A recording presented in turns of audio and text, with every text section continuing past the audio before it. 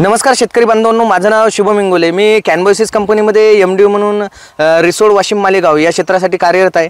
आपले जे शेतकरी आहेत हरीश भाऊ लावरकर हे प्रॉपर तामसाळ्याचे आहेत आणि त्यांनी मागच्या वर्षी आपल्या कंपनीचं बिव्हिरिया बेसियाना जे की ब्रिगेड बी नावाने येते आणि त्याच्याबरोबर ताबा ड्रिप जे की सीवीड आहे ते प्रति एकर ताबा ड्रिप त्यांनी 1 लिटर घेतलं होतं आणि बिव्हिरिया बेसियाना 2 किलोच्या हिशोबात घेतलं होतं। तर दादा, तुम्ही प्रथम तुमचं नाव आणि गावाचं नाव सांगा। माझं नाव हरीश दीपक लावरकर, मी तामसाळ्याचा आहे। आणि दादा, तुम्ही जे आपलं बिव्हिरिया बेसियाना हुमणी अळीसाठी वापरलं होतं आणि ताबा ड्रिप जे की आपले वाढीसाठी आणि काळोखी आणण्यासाठी यूज केले जाते, तर त्याचे रिझल्ट कसे वाटले तुम्हाला तुमच्या पिकावरती? रिझल्ट चांगले होते। आणि बिव्हिरिया बेसियाने तुम्हाला हुमणी अळी वगैरे शेवटपर्यंत आलीच नाही, दोनदा ड्रिचिंग केली होती।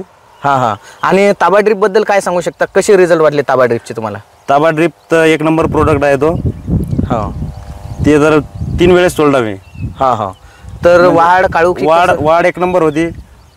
फुटव्यात पण वाढ झाली आणि काळोखी तर शेवटपर्यंत टिकून राहील। दादा, माझ्या मते तुम्ही त्याच्याबरोबर फॉस्फरसचे जीवाणू जे आहेत म्हणजे आपल्या ज्या फॉस्फरस नावाने येतात त्या सुद्धा मी तुम्हाला दिल्या होत्या। त्या दादांनी प्रति एकर अर्धा लिटरच्या हिशोबात घेतल्या होत्या आणि त्याच्याबरोबर सुद्धा तुम्हाला ताबा ड्रिप दिलं होतं। तर त्याच्या यूजने तुम्हाला काय फायदे पोहोचले हळदीला?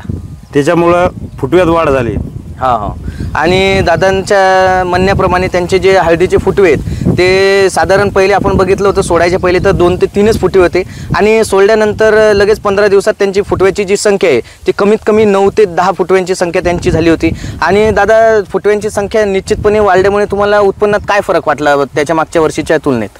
मागच्या वर्षीच्या तुलनेत भरपूर फरक जाणवला। गेल्या वर्षी माझी अर्धा एकर हळद होती।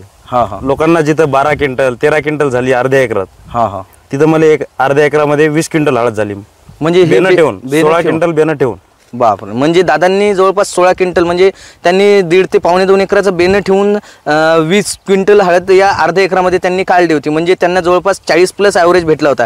तर शेतकरी बांधवांनो, आपण सुद्धा मी सांगितल्याप्रमाणे जे बिव्हिरिया आहे हुमणी अळीसाठी वापरा आणि फुटव्यासाठी फॉस्फेट म्हणून आपल्या जीवाणू येतात त्या प्रति एकर अर्धा लिटरच्या हिशोबात आपल्याला वापरायचे आहेत। आणि आपल्याला देखील अशा प्रकारे आपले जे फुटव्यांची संख्या जर वाढली तर निश्चित प्रमाणे आपलं जे कांड्याची संख्या आहे ती वाढेल आणि कांड्यांची संख्या वाढल्यानंतर निश्चितप्रमाणे आपलं उत्पादन देखील वाढेल। तर शेतकरी बांधवांनो, व्हिडिओला बघण्यासाठी खूप खूप धन्यवाद आणि दादा आपली सुद्धा मुलाखत देण्यासाठी खूप खूप धन्यवाद।